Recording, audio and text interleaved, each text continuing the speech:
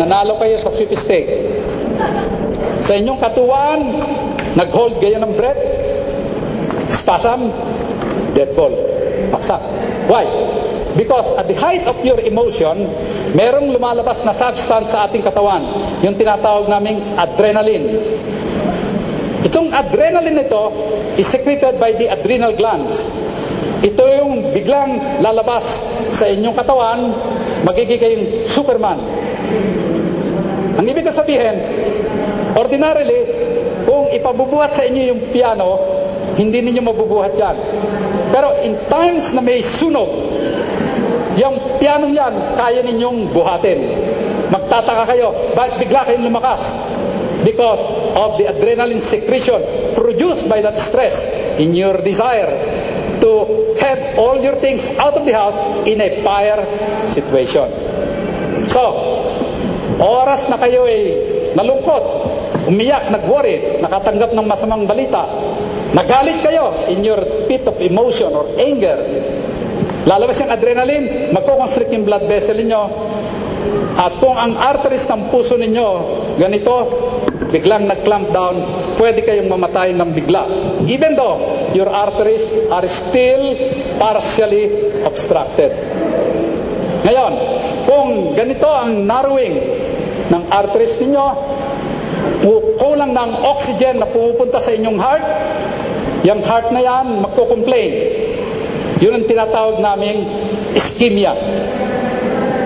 Yung word na ischemia, myocardial ischemia, ibig sabihin noon, lacking oxygen. Hindi pa completely obstructed, pero kulang na ng oxygen pumupunta ron. Kaya pag na-stress kayo, you have this sensation of heaviness. Hindi yung ang daing ninyo, ay meron tumutusok-tusok. Worried na kayo. Hindi. Pagka yung ganun tusok-tusok, hindi heart yan. O kaya may saksak. No, hindi.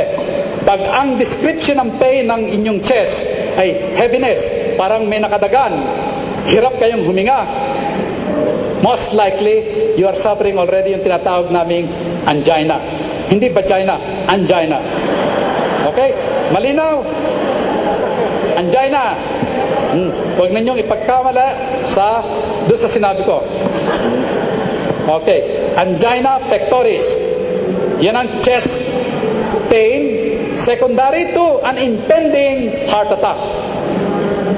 Maglalagay kayo sa ilalim ng dila ng Isordil or nitrostat or nitrol. Biglang mawawala yung pain. Kasi ang action ng Isordil or nitrol is to relax yung spasm. Kaya kinakailangan palagi kayong may dala-dala niyan.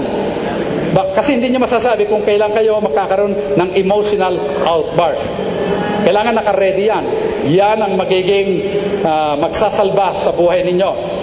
Pero kung ganyan ang situation na nagkakaroon kayo ng chest heaviness, every time you have emotional outburst, delikado. Magpatingin na kayo, pag na-coronary angiogram at may bara, it's either two things. Medical treatment through the use of FLP products or ma-bypass or ma-angioplasty kayo. Yung angioplasty, may pinapasok na catheter, may balloon. Pag open ng balloon, mag-open up yung barado.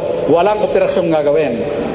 Pero kung hindi na magagawa ng angioplasty, dyan papasok ang siruhano para lagyan kayo ng panibagong blood vessel sa puso ninyo. Kung yung bara nangyari rito sa paa, nangingitim yung paa, pwede pang maisalba yung paa para i-bypass namin bago mag-decide na putulin yung paa.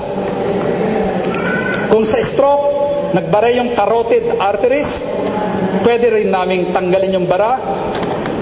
O kaya, iinom kayo ng gamot na para ma-prevent yung narrowing na yon. Ibababa ang cholesterol, itataas yung good cholesterol by taking Arctic Sea. Okay.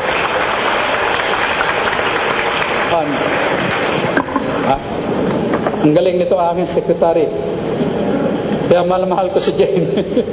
Siya nagpapaalala sa akin sa kagustuhan kong makatapos kaagad ng lecture. Hindi ko na inaalalang uminom. Pero nakikita ko, naninikit na yung aking laway sapagkat kulang ako ng aloe vera gel.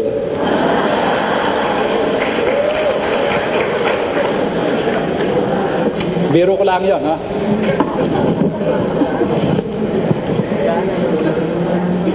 Okay, next slide. Ito yung arteries, coronary arteries. Ayun yung 3 vessel. Ito yung arteries. Tingnan ninyo. Pagka ikaw yung bata, mga teenager, meron niyang bara. Sa kakakain ninyo ng Jollibee, saka McDonald's, magpuprogreso yan dyan. Pagdating ninyo ng mga 30, ganito na ang arteries ninyo. Pagdating ninyo ng 40, gano'n na. So, ang pag-prevent ng ganitong pagbabara, nag-i-start na yan sa ating paggising dito sa sinapupunan natin. Meaning to say, the moment you are born, you are already piling up cholesterol. Kaya nga't yung mga baby natin, pinaiinom ngayon ng mga gatas na cholesterol-free.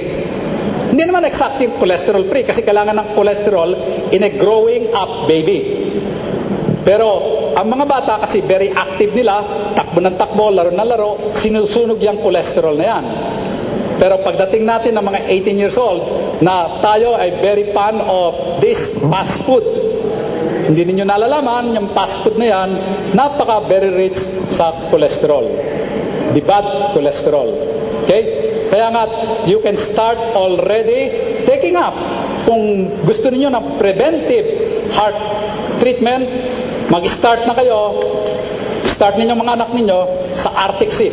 Right from that very start. Okay? At pag nagbara, ayun ang epekto. Mangingitim yung portion ng heart muscle na yon, mamamatay yung heart muscle na yon, hindi gagana, hindi magko-contract, magkakaroon ng aneurysm. Papakita ko yung mga pictures ng kayo ay matakot. Next slide. Ayun, ang bara, unti-unti, cholesterol. This is at the age of 40 years old. Next slide.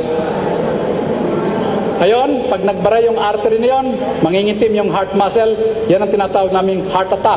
Kung tawagin namin, myocardial infarction.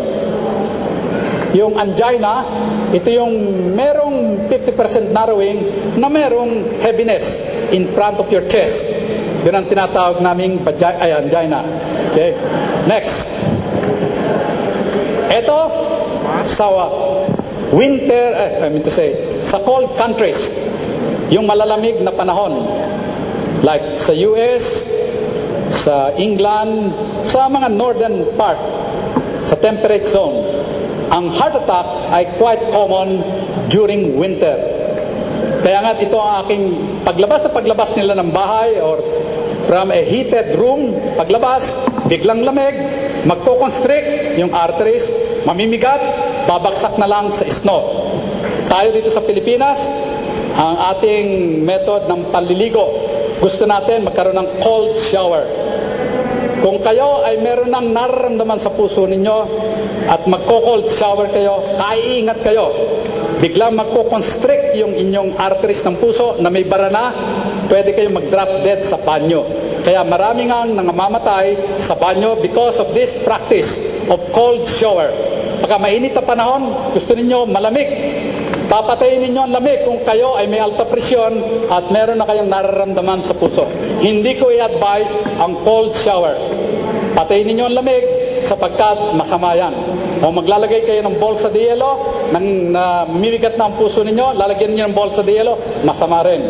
Baka tumuloy-tuloy yung constriction ng arteries ng puso ninyo. Okay? So, isang common practices na ginagawa natin. So, yung pamimigat na yon, makikita natin, lumalaganap ditong paibaba sa may bandang kaliwang kamay na parang namamanhit. It's like numbness of the left half of the left hand. Here, yun ang radiation ng pain. Pagka ganyan ang inyong nararamdaman, most likely, meron na kayong angina or chest discomfort secondary to a coronary heart disease. Next slide. At ito naman, pag namatay yung heart muscle, makikita mo, ito yung normal color. Itong mga specimen ito are autopsy specimen. nangamatay na pasyente, hiniwa yung puso, makikita ninyo ang changes na makikita sa autopsy. Patay na itong heart muscle na ito, walang dugo, maitim. Yan ang makikita kung bakit kayo nagkaroon ng heart attack. Ayun, nabubulok. Okay? Kamamatay yan kasi itong portion ng heart muscle na yan, hindi na yan magkocontract. Ninipis pa nga yan. Ito, numipis na rito itong makapal na left ventricle. Next slide.